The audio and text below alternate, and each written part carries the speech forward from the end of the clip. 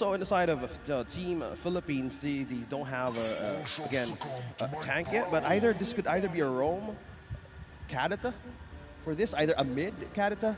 Oh, well, we have seen the Philippines play mid Fredrin. Yeah, in hands of Arcangel. Yeah, we've seen him back in the Riyadh. So now there's a lot of options in the table, and also the Baksha. The Baksha here also eyeing on this hero specifically.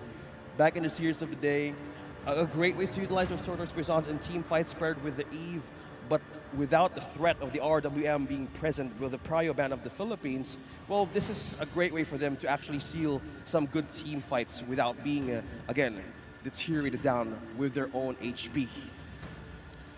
Okay, so as we wait for this second phase to commence here, already locked in, like I said, the Fredrin we don't necessarily know just yet where it's going.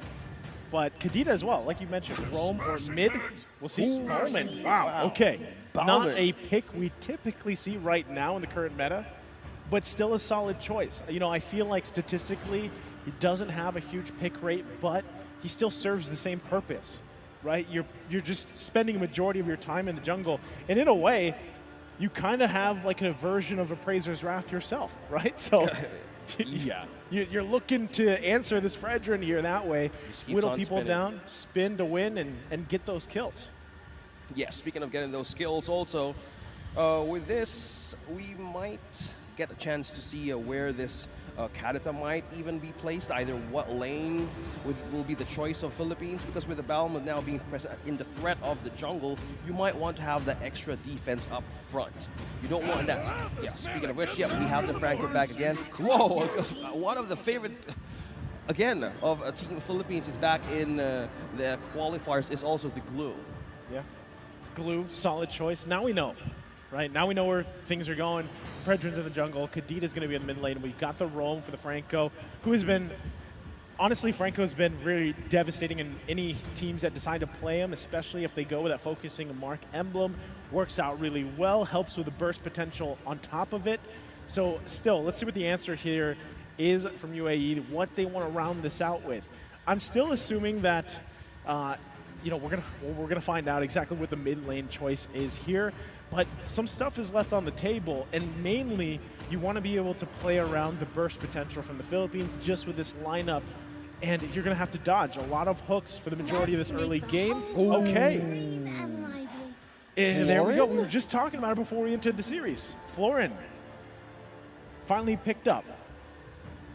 Okay, there's a lot of CC in the Philippines right now for their own composition. So, depending on the ultimate of this Florin, we still don't know if this is again an Arlot or a Novaria. Yeah, right? We'll find out. Yeah. So we might find out anytime soon. But the Florin choice though? Oh. I mean, it makes more sense, right? Florin, let's say Florin, Roam, Novaria mid, Paquito in the XP lane, you got Ballman in the jungle, and then of course the Beatrix in the gold, right? Like, that's kind of what I'm expecting, but still we'll see once we get loaded up.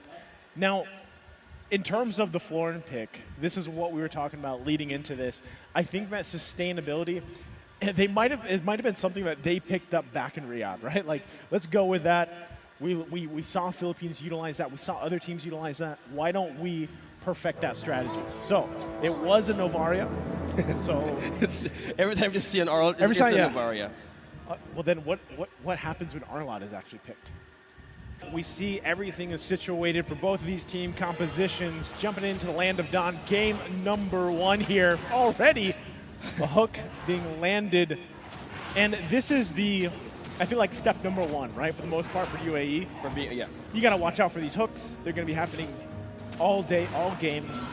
And sometimes if you can, if that's putting Travis in the front and taking those hooks, then that might be the best case scenario because, yeah, you have to rely on literally your tankiest guy, which is this Ballman, and then the sustain, right? That is kind of what you have here.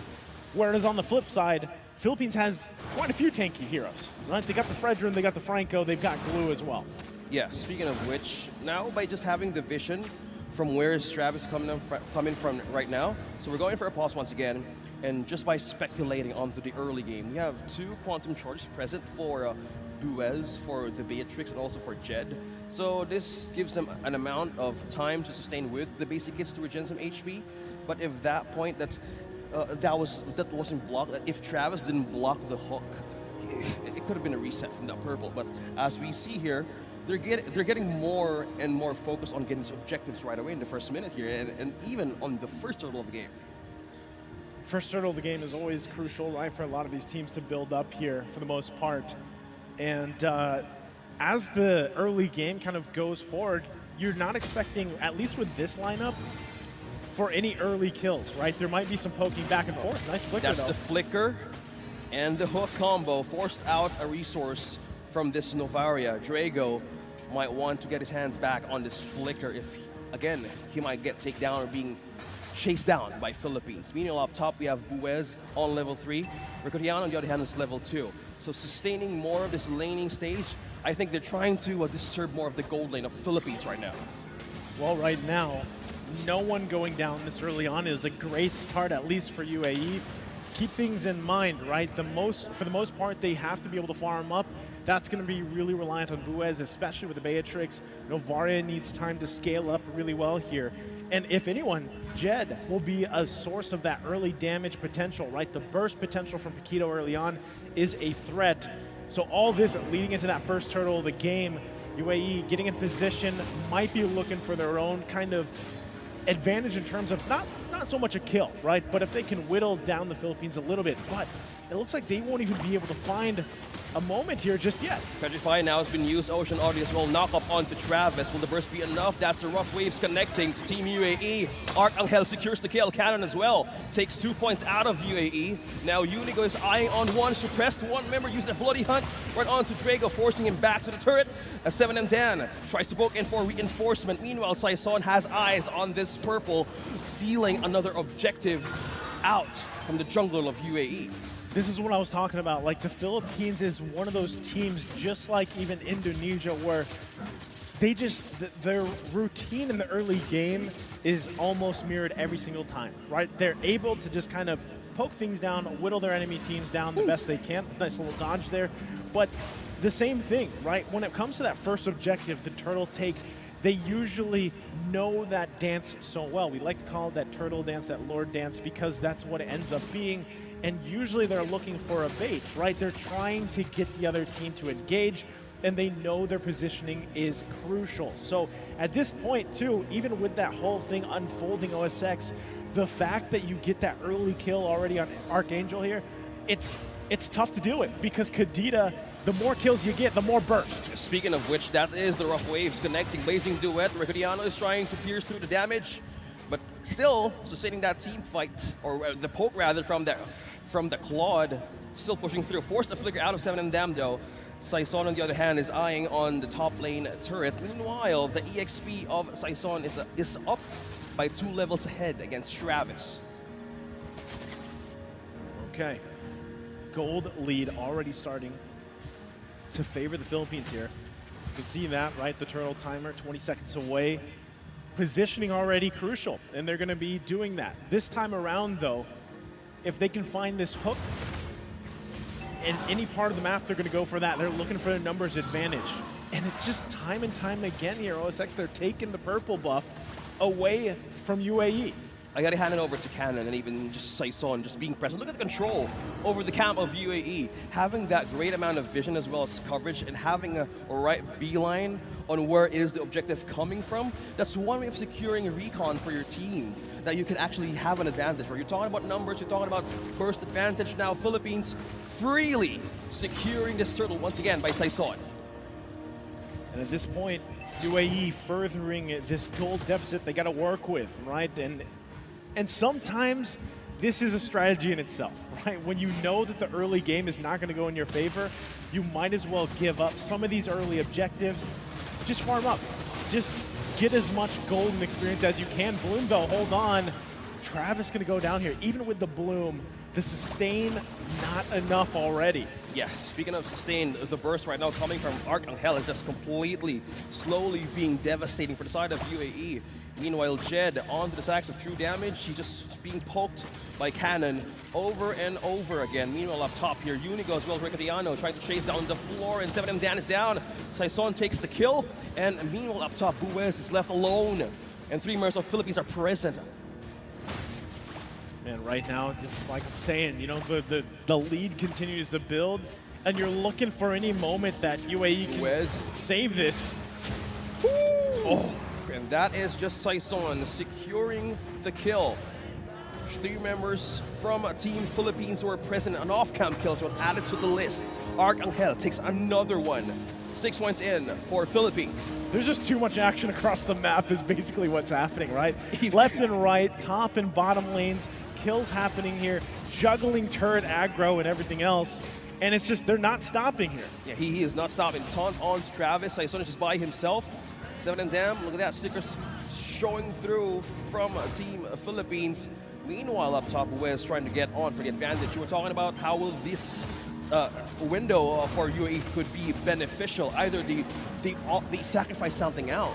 Because as we can see, we're looking at Travis trying to take on possible leftovers of the objective right in the map from Philippines. They're trying to hold on to anything they can, right? Another turtle's going to spawn here. Look at the positioning, though, for UAE. They could turn this thing into something beneficial for them, right? Travis securing that orange buff. Jed has information here that they need, but even if they commit to this, do they have enough to turn it around? They're going to go for it. Oh, Jed is right in the middle of 2 from Team Philippines. Jed as well is now using the dash to have a safe passage back in his team now. Rough waves connecting on to Travis. Ricriano secures the kill. Philippines another one for this game. 7-0. The goal lead right now rising onto 4K. So as we take a look at the replay here, you're seeing the struggles of Valmont and why he's kind of, struggled in the current meta. You slide in there, you've got the spin to win, but then after that, it's pretty much over, and especially with all the CC being laid upon you, it's tough to deal with. I mean, even having lethal counter isn't enough to really deal with these kind of the pressure that's being put on, right? Not only that, but the fact is, I don't know at this point how many buffs have been stolen, right? So you're getting further and further away. You're 2 levels behind Saison here on the Fredrin. And so at this point, and what we saw before, even when the Baksha was having a hard time in the previous series, you have to find a way to give value to the team. This is tough. Wow, with a follow-up with a blazing duet onto Riccariano, piercing through the health on HG bar 7M Dan. Now Jed is forced to attack, but the damage of Buez is not enough. Arcangel is on a killing spree, evading by just going in, diving on deep with that rough waves and a breath of the ocean, just completely giving him an avenue to burst down one member after the other for UAE. At this point, again, it's just getting more and more difficult for UAE to find something in this game 1. And we talk about the snowballing effect a lot, and how there is always moments where teams can actually find ways to turn things around. But if you're looking at this all across the board, everybody is struggling for UAE. Usually in those situations, you have one lane or maybe at least 1 or 2 of those members who at least have been able to farm up relatively well. But this way, the gold gap now at about 7,000 gold, and it's spread pretty evenly. I mean, this is just a Malefic Roar being picked up for Buez here at the 9-minute mark. And so it's getting increasingly difficult. Look, they're looking for a play here. Travis trying to help out. Will the ambush be the answer for Team Philippines? Travis surviving through that lethal counter, but Arcangel is just on a spree, taking one member after the other. Now, Unigo sustaining that damage. Now, Saison completely secures the Lord. Diversion all over the map and kills translating into success, heading towards the mid-game. Now the Lord's been secured. All the turtles across the board. This defense will be tough, just out of the fact that they're outscaled. I mean, at this point, right, it's getting even worse at the 10-minute mark. So even if you try to defend this first Lord push, really what can you do? Your saving grace is once again hoping that Buez has some damage. He only has a couple of these items here. Just picking up the Malefic Roar recently, and look at this, they're just going to go for it. Yeah, speaking of pick up, now he's being taunted. Travis now trying to fall back in the defense of his own turret. Now there's a Lord up top trying to break down defenses more from UAE. Now, probably what they can do right now is make this Novaria work from 10 minutes. Will this be even enough, though? There's no deaths yet from Philippines right now, and it's completely destroying one turret. Again, 10-0. Not just 10-0, but almost 10,000 gold lead ahead now. You can see it. Saison full confidence going in. Look at the taunt forced out, a flicker out from UAE.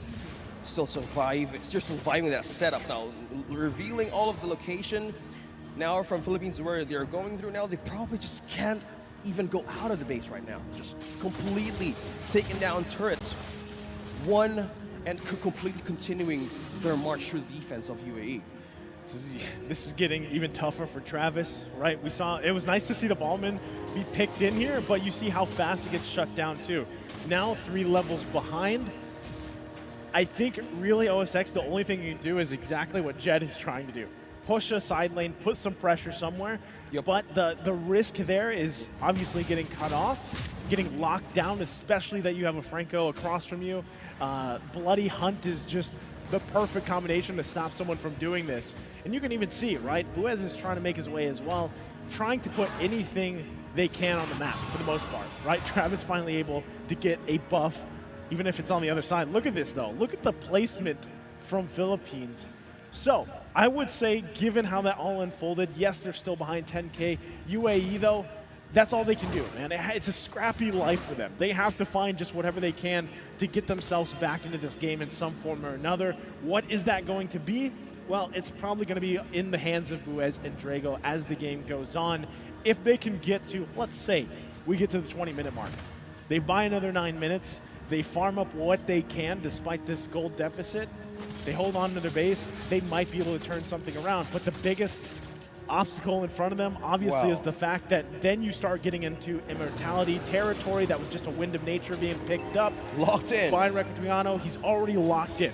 Almost 11,000 gold on this plot alone. He's massive in the gold department, and it's showing. And that is something that UAE is really, it's just one out of many things they have to deal with. Even on the defense items, I only see one from Jed, and this is way of like building through the Athena shield up against the damage right now. Philippines need to answer more of that. You have attack damage, you have burst damage coming from Archangel's Kadita. So how would you even fathom to have that defense? So there's just only one that's coming from Paquito. Yes, they have a way to regenerating back themselves once the team fight is initiated, but that is just from the mercy of the Bloom.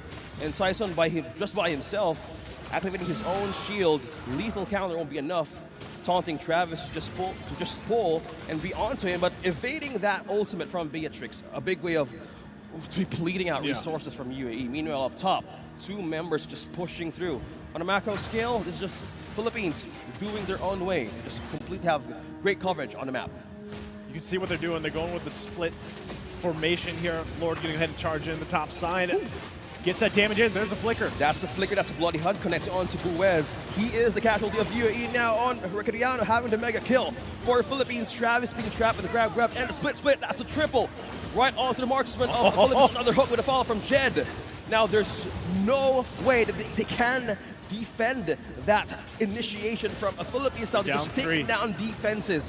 Again, one after the other. Draco being caught again with a grab, and Jed as well trying to send a team fight, but no, Philippines is just marching right into the tower of UAE and taking the first point with a 15-0 for this match. That was rough for UAE there. 15-0 and a massive gold lead. I think it was 12,000 or something at that point.